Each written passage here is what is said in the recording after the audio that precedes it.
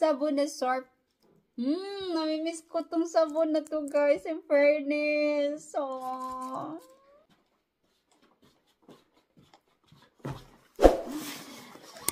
Hi guys! Good evening! So may i-unbox pala tayo dito, guys. Pero binuksan ko na to kanina. Pagdating, tiningnan ko lang yung ano niya. Kasi nakita ko may butas dito. Hindi kinaya yung bigat ng ating package. So ito na siya, guys. Order ko to siya. Pinoy products. Pinoy food. So ito na. Wala nang paligoy-ligoy. Okay. Papakita ko na sa inyo, guys, kung anong mga laman itong box na to. Ito ay ano ba ito, guys? Check ko lang.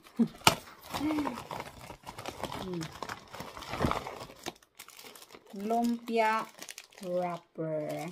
Kasi may lumpia wrapper ako, guys, kaso binigay ko rin sa isang Pilipina kasi nag-ano siya sa akin, na gusto niya ng lumpia wrapper. Di ba ang bait ko? At ito pa, may silver swan tayo. Siyempre hindi mawawala ang silver swan kasi hindi masarap ang pagkain without silver swan. Silver swan lang ang sakalam. Diba? So bumili na ako ng 3. Yes. Oh, di bali na matakpan yung mukha ko basta yung silver swan may pakita ko. Charot. Ayan po ang ating silver swan, 3 peraso. Tapos meron tayong golden bihon. Golden bihon, 2 order ko. At saka itong pancit Canton Special. Diba? Masarap kasi siya, guys. Gumawa ka ng pancit with this golden bihon mixed with this special pancit Canton. Diba? Super sarap niya. Kaya bumili na rin ako nito, guys. Panghalo kahit kunti-kunti lang. Pwede na siya. O, diba? So, yun lang naman, guys, ang ating na-order. Mga ilang items lang. Kasi or products kasi nga yung mga in-order ko sa kanya ay wala siyang stock. I mean, may isa pa, I forgot. Nag-order ako ng, wait. Guys, ito pala, oh, yung sweet butter flakes. Yan, flakes. Flakes? Yes, sweet butter flakes. You want to try? But it's a little bit sweet, my love. Let's see. With butter. Kasi ito lang yung ano niya available. This is just their available. Wala sila yung plain kasi in-order ko plain. Nagpadala pala ako galing sa Pilipinas kaso iba man yung binili niya. Hindi ko nasarapan. Okay, let's see. Itong favorite ko dati, guys. Tapos may milk pa to.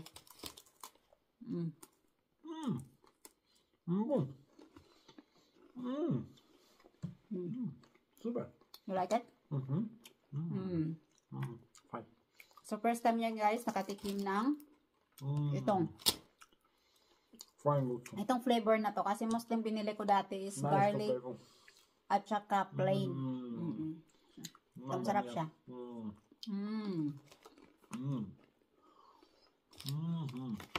Super.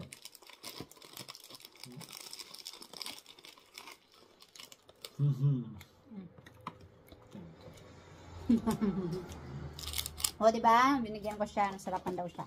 Sarap. Sarap? Grabe siya. At guys, mayroon pa pala akong ipapakita sa inyo.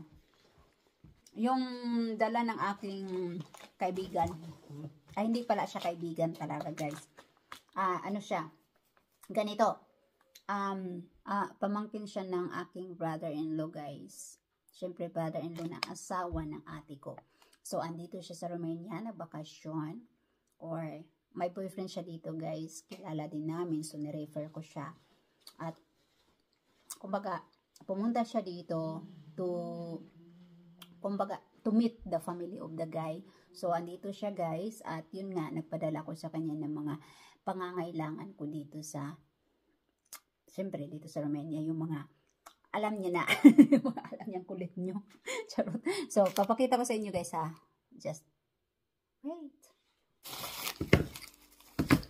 So guys, ito yung aking pinapadala sa kanya galing Pilipinas. Yun.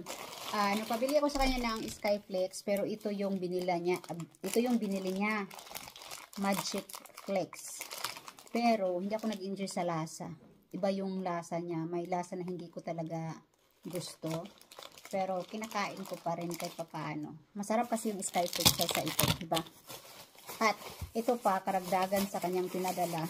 Sa aking pinadala sa kanya. Karagdagan sa kanyang dinala sa akin na dinala sa akin. Or pasalubong. Sabi niya pasalubong daw ito guys. Kasi dapat sana babayaran ko siya. Sabi niya wag na kasi pasalubong ko yung sayo. O ito yung aking cream silk. Kasi mahilig ako sa pink na cream silk. Pink na cream silk. Ayan siya guys. So dalawang dozen ang pinabili ko sa kanya. At syempre guys, may silka ako. Try ko tong avocado. First time kong gagamit nito guys, ng silka avocado. At syempre nagpadala ako ng bar soap. Sabon na Sharp. Namimiss ko tong sabon na to guys, in fairness. Yes guys, my love, come here. I have something to bakit ang liliit na ngayon yung mga sabon? Kaya nanibago lang ako guys. Kasi dati, ang alam ko, malaki diba? Yung dati, malaki yung mga sabon. Ngayon, maliliit na siya. Namimiss ko yung niya, yung amoy niya. Super. Come here. I'm gonna introduce you the sabon that we're using in Philippines. Sabon. Ganito love. This is our sabon. That's for washing clothes. For clothes? Yeah, we're using hand wash. See? We're using hands to wash and then we're enjoying. We're enjoying the chick. There's a sounds of the bubbles. So this is the one we use. So you just smell. You like the smell?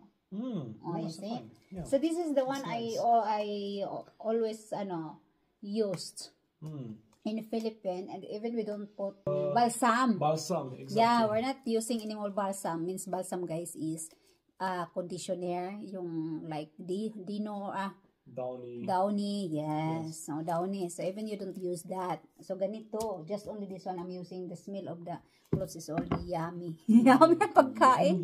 It's already smell good. Yeah. So that's why I asked Jovelyn to buy this for me because I'm going to wash in the river. Pero hindi na pwede ngayon guys kasi medyo malamig-lamig na. Ay, gagawa kaya ako ng kan. Okay. Tom, we have to take water there. We go in the I bring something, a cloth some, and then I wash there. And then this one is my vlog. Okay, guys.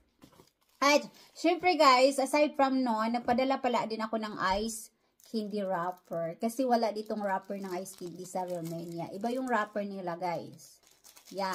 So, walang ganito specified for ice candy. Kasi hindi naman sila kumakain ng ice candy dito at hindi naman sila gumagawa ng ice candy. At saka hindi naman familiar ng ice candy dito sa Romania. At iyon na. Nakagawa na pala ako ng ice candy, guys. Check it out. Papakita ko sa inyo. Flavor mango. But before that, syempre, meron din pala siyang dinala sa akin na mga seeds, vegetables, seeds na from Pilipinas, like alogbati, saluyot, at malunggay. So, nagpadala ko sa kanya, guys. Kaya, andito na, on hand ko na. At, yun lang, next year ko na itanim, guys. Kasi, syempre, ngayon, malamig na.